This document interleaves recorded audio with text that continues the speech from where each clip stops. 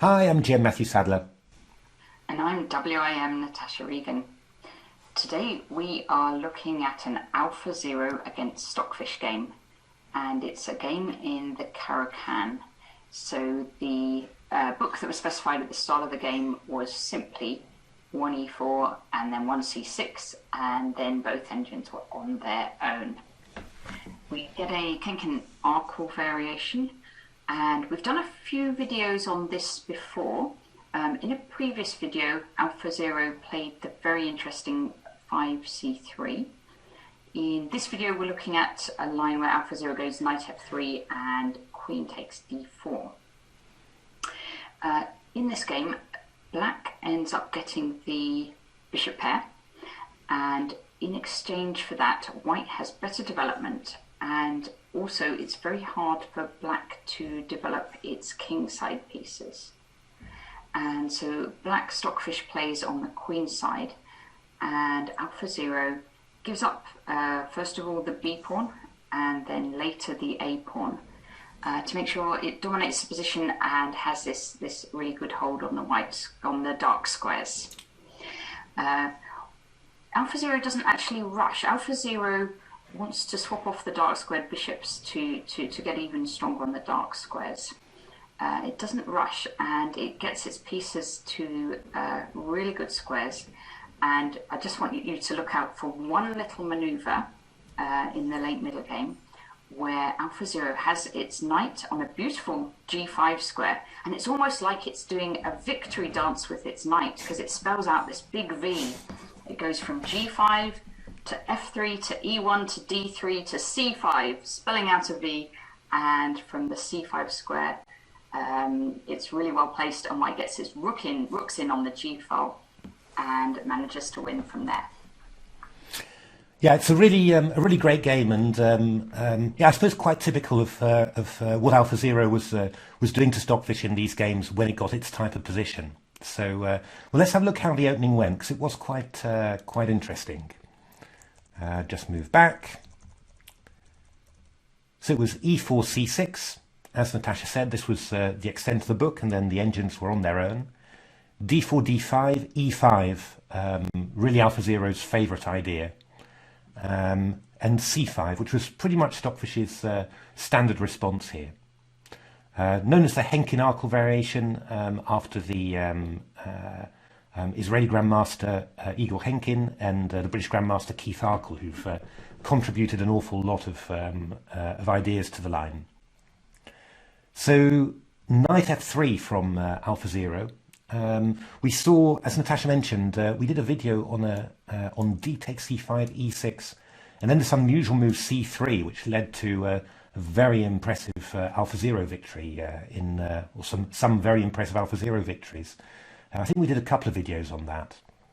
But I think we also did a video on this move, knight f3, which was another move that AlphaZero tried. And after c takes d4, which was Stockfish's normal reply, one of the main moves. Again, I think we looked at a game with knight takes d4, but here AlphaZero played queen takes d4. Knight c6 and queen f4. So this is quite an interesting maneuver. I suppose on the one hand you're moving the queen twice in the opening, which is not always perfect. But this queen is quite cunningly placed on f4 because it's stopping black from developing its light squared bishop. I mean, obviously the main aim of the Caro-Kann, you play c6 and d5, is you want to get that bishop from c8 developed outside the pawn chain. But with the queen on f4, it stops bishop f5 and bishop g4. So that's actually quite effective. So black is in actual fact more or less forced to play e6 and keep its bishop inside the pawn chain. And now this looks a lot more like a French, rather than the Caro-Kann. So knight c3 and then knight b4, and this is a decent idea from Stockfish. It's exploiting the drawback of the maneuver queen d4 to f4, because the queen's away from the queen side and the pawn on c2 is weak. And here, as Natasha mentioned, we get the situation white plays bishop d3, and that takes on d3 and gains the bishop pair.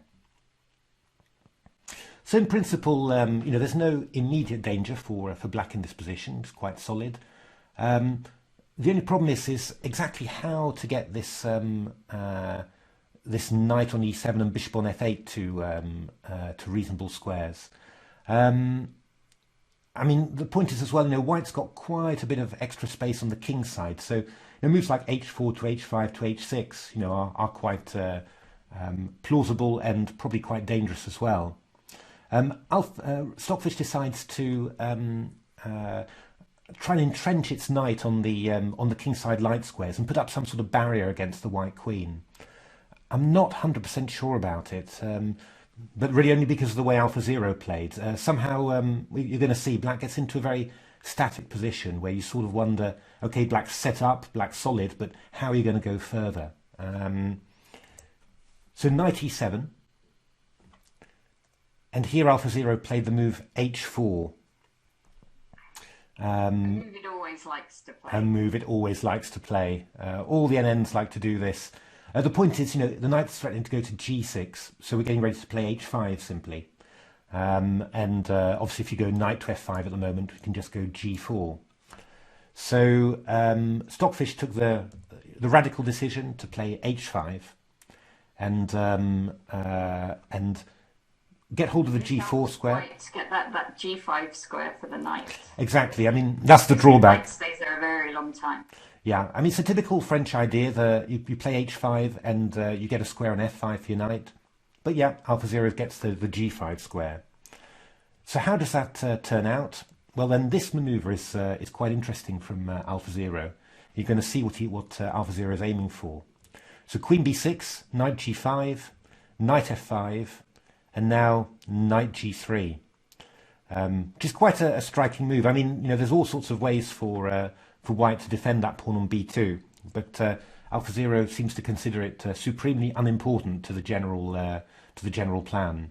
And this move knight g3 is threatening to play knight takes f5, and after e takes f5, then it's going to be very, very hard for white to drive away this knight from g5. So you just get this what Mihai Marin called stable pieces. Just very strong, stable pieces that can't be driven away. So Stockfish couldn't resist, and why not? Queen takes b2, first pawn down, and rook c1. Now rook c7 is one of the ideas coming in for white. So Stockfish played first of all g6 to cover the knight on f5, and after castles it played bishop c6 now to block it. And this is fine, but after knight takes f5, g takes f5, well, we see that because black's played g6, black had to play g6 to defend the knight on f5 to be able to block the c-file with the bishop. This move f6 now is never going to be effective, to drive away the knight from g5. We'll just take on f6, and then the e-file is opened. So this knight is really there for perpetuity. What is the problem with that? Well, the knight on g5 is actually attacking f7, which makes it quite hard for black to castle queenside. Well, obviously, having a knight on g5 is also not going to make you very happy about castling kingside, because the h-pawn would be very weak. Black can get rid of the knight by swapping off its dark squared bishop, but then look at all the dark squares in the position, very, very weak. So it's one of those positions where with black, your pawn is actually going to be 2 pawns up in the end, just not quite sure how to proceed. On the other hand, Stockfish is fantastic in these types of positions because it can hold, happily for 100 moves and then grab you in the tactics at the end. So, it's not a foregone conclusion, this one. So let's have a look how AlphaZero gets its pieces moving. So d4, first of all, a good move. Stopping d5 to d4, which would, activate the bishop. I think that would be worth it, even at the cost of a pawn. So d4 restricts the activity of the bishop on c6. Bishop e7, Stockfish didn't bother taking the pawn right now. It will have it anyway in the end. a4 from AlphaZero. Now the pawn on a4 can't be taken right now, because after bishop a4, there's rook b1, queen a2 and rook b7, which is pretty awkward, obviously. So Stockfish just holds with a6 and waits, and says, show me what you're going to do. And here, this is where AlphaZero's play really steps up another level. I mean, it's been very interesting so far. I mean, you've got this very nice entrenched position on the black dark squares. But how are you actually going to break through? I mean, the a-pawn's attacked. A move like a5 looks very natural. But AlphaZero is not just looking for restriction, also looking for invasion.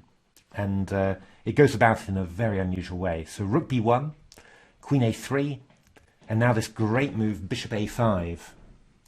So the idea of that is, well, first of all, the bishop's going to come to b6. That's one possibility. Just tying down these queenside pawns, which are connected and passed.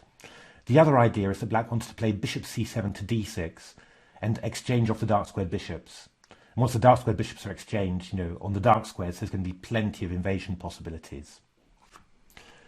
So Stockfish went queen a4, and now I think another fantastic move from AlphaZero, and it's fantastic because I actually tried, playing this position as white in some quick practice games, and I was looking at a move like, for example, bishop c7. White's idea is to exchange off the dark squared bishops, so let's go ahead, play bishop c7 to d6, swap them off, and then we'll move on to the next plan. That's kind of how I was thinking.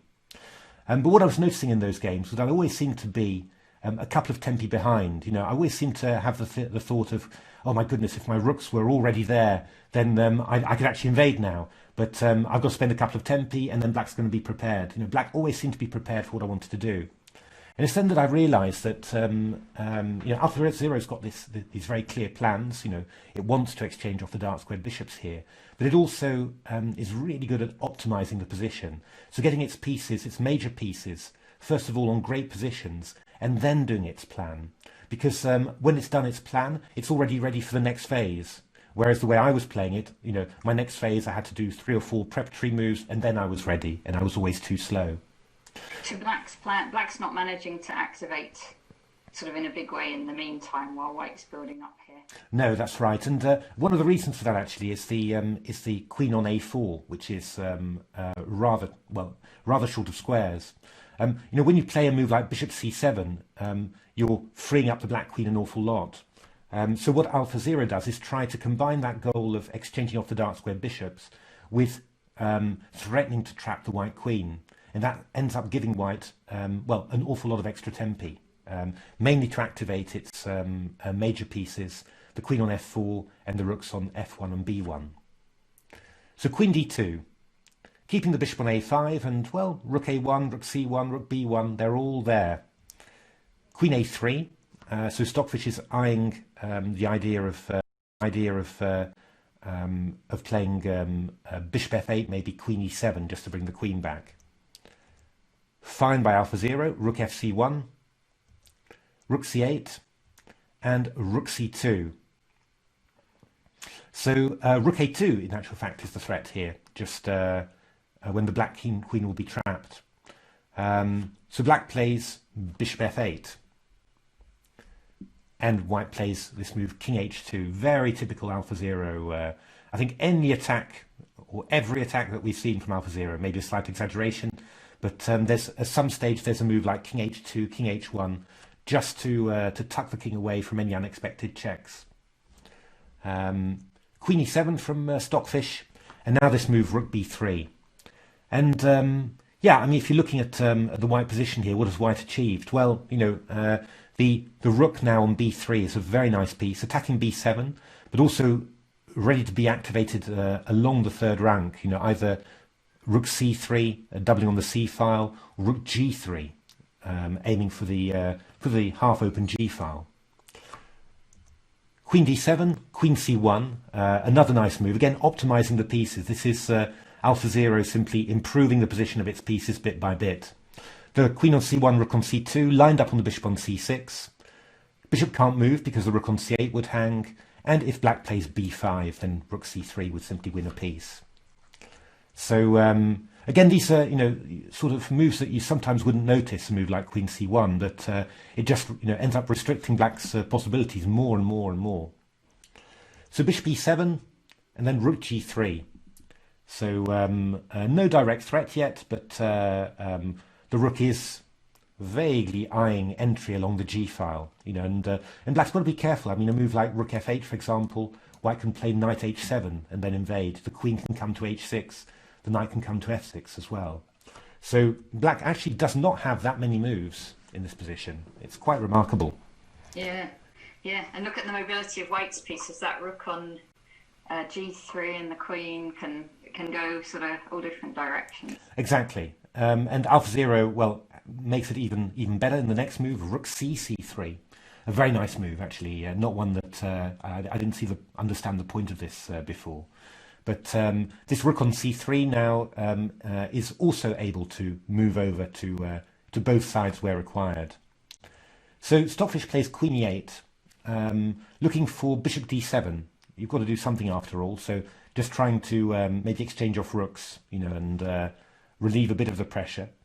So this sequence is quite nice then from AlphaZero. Bishop b6, creeping forward, threatening to play bishop c5. That's going to be one idea, just exchanging off the dark square bishops. Bishop d7, bishop c7 from AlphaZero. Why exchange on c5 if you could exchange just one step closer to the king? So bishop c7, bishop c6 again, and bishop d6.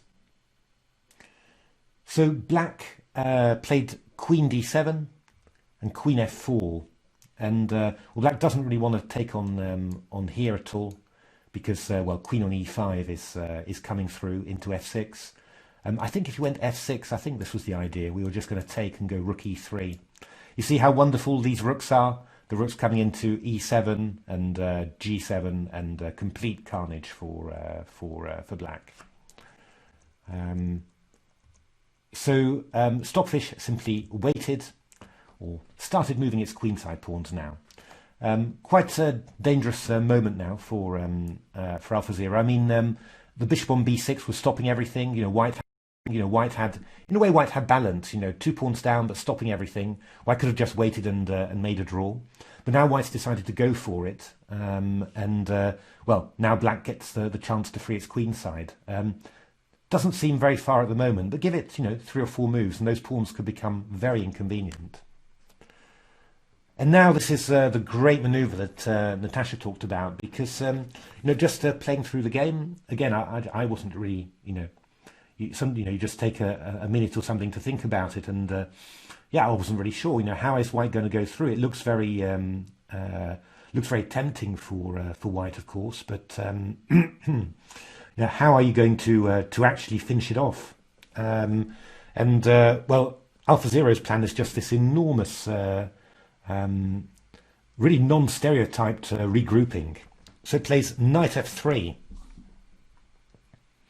and that actually has one threat already, which is to go queen g5, exploiting the pin on the king and threatening to invade on g7. So Stockfish has to play a defensive move, queen d8. So the idea is, if queen g5, what was the idea here? I think it was to simply bishop e7, bishop takes, and then we can exchange off the queens later if necessary. There's also the idea of playing queen e8 as well, and just escaping with the king through there. Pardon me. AlphaZero continues with knight e1, quite a shocking idea. What's the idea? Well, after b5, can you see this move now? Because this is the whole big point of it. White's move here is the fantastic rook g5. And this is what I mean, about AlphaZero always being ready for the next phase. Because suddenly, the fact that white's played rook cc3 on move 29, that turns out to be incredibly valuable, because now the rook is threatening to come round to g3 and really make use of this half-open g-file. And if you think, on move 29, the knight was still on g5, and now AlphaZero's come up with this maneuver to bring this great knight on g5 back in order to get its rook onto the outpost. Really very striking play, and again, only the highest admiration for this sort of play, because it's fantastic whole board vision. And it's not just about getting the rooks into the g file. It's also, although it happens there, getting the knight into d3 and that knight is coming into c5 on the next move. And this is absolutely massive in actual fact. I mean, the key point is this knight on c5 is actually stopping the black king from escaping to d7. So white's plan is simply going to be take that bishop on e7, go rook g8, and then go queen h6 to h8, and then take on f8 and go rook g8. Simply take off the dark square bishops and invade on the g file. And it's going to be... Black's pieces still have very, very few moves. It's incredible. It really is. You know, I think if we did what we did in Game Changer for a few games, you know, counting up the mobility of the total, you know, legal moves of pieces, you know, you just see a huge advantage for you know, for AlphaZero. Really quite amazing how it's done all this. And well, Stockfish has to to do something now, because queen h6 is a huge threat. So Stockfish did the standard giving up material in order to survive longer. Always an interesting thing, of course, because you know, AlphaZero is giving away a lot of pawns. So you know, Stockfish has still got those two pass pawns on the queen side. Exactly. The big problem though is that well, black's king is too weak, so you know, black could take on h4 check here even, but we go king there, and then we're just threatening to go queen f8 next move and give mate. I think if you go something like queen c4, was it? I think it was queen g5 here, covering c1 and also threatening queen d8 as well. So all very difficult for black. So black played bishop b7, rook g7, king c6, queen f6, teeing up like that. Well, black can't take the queens off because, well, this f pawn will be a runner. So black plays queen e8, rook f7, and now it's going to be very hard to hold everything. Rook e7 is the big threat. So black plays bishop c8, rook e7, just to get the queen a bit further away. Rook a7, so that white's now threatening queen e7 to d6. So the queen goes back to e8. You see, it's very elegant, this. I mean, of course, all the engines can do this, not just AlphaZero, but just the way that you're doing these extra little moves just to knock the pieces away. And that really, you know, eases the conversion task enormously. Because here now white gets a chance to play rook a5, and the connected black queenside pawns are no more. d4, rook a8. The king goes back to b7, rook a1. Again, a very nice idea. You know, the rook goes to a8, you force the king back, and now you come back to a1, where you wanted to go, you know, before. It's just gaining time all the time, and that's the difference between a very easy, smooth conversion and a much more difficult one. So the evaluations now, you know, obviously for Stockfish was very, very low. So now we get to a point after bishop b7 where the evaluation was so low that that Stockfish here resigned. Queen c1 check. The pawn on d4 is actually lost now, because after king d5 we go queen f4, and well, mate is also going to be very, very imminent indeed. So there we are. I do hope you enjoyed that game. I thought it was a stunner in actual fact. First of all, the whole, you know, concept of simply, oh, it doesn't matter, you know, two pawns on the queen side, go right ahead. White's got the entrenched pieces, and I mean, it's not a surprise that white's got enough for the two pawns is a lot, but the white has got that it's very, very difficult for black to make progress. You know, when white is so well entrenched. That's not too much of a surprise, but I think the idea that well, it just looks like you know, black was virtually lost without any possibility of changing it. You know, that is really you know, very, very surprising to me. But you know, I couldn't really think of a way in which Stockfish really could have done much better in that position. It always ended up looking really awkward for black. AlphaZero made it look really, really smooth. It did look very smooth, didn't it? You know, and we're talking about, you know, Stockfish 8, which was, you know, a really fantastic defender. Really was able to do the standard Stockfish thing of resisting for forever, but somehow, yeah, this incredible. I love, first of all, this bit where AlphaZero is getting its pieces in play brilliantly first of all, before proceeding with its plan of swapping off the dark squared bishops, and then as Natasha said, this enormous V for victory knight maneuver was absolutely amazing. Again, this is not something that I saw during the game, and I know that if I'd found this in the game, I would be incredibly proud. And of course, the point is, I mean, you really only see this move knight f3 if you've played these moves like Rook Cc3 before, getting the rooks ready for action. Because again, it's what we said about AlphaZero, always seeming to be ready to proceed with the next phase, after finishing the one before. So this knight goes back to e1, and then the rooks are already ready to invade, and then the rooks invade, and the knight's already ready to come onto the next good square. Really, really impressive game there. So there we are. I mean, if you've enjoyed this video, then please remember, please subscribe and press on that red button and help us get up to our goal of 5,000 subscribers. Otherwise, do take a look at our game, at our book Game Changer, which features lots of amazing games like this between AlphaZero and Stockfish. Do take a look as well at the TCEC Championship, the engine, more or less unofficial Computer World Championship. Some great games going on. 19 is underway now. Exactly, some great games going played there, and we cover a lot of them on our channel. So yeah, it's all definitely worth looking at. And one of the most exciting innovations, I think they did say that Stockfish NNUE is going to be playing in the TCC. Don't quote me on that, because I think that's what I understood from reading the chat, so it's hardly official. But could well be that the neural netified version of Stockfish is going to be playing in season 19. So fingers crossed that takes place. Would be really fascinating. It seems to be awesomely strong. And well, otherwise, thanks very much for watching. Keep well, keep safe, and see you next time. Thank you for watching.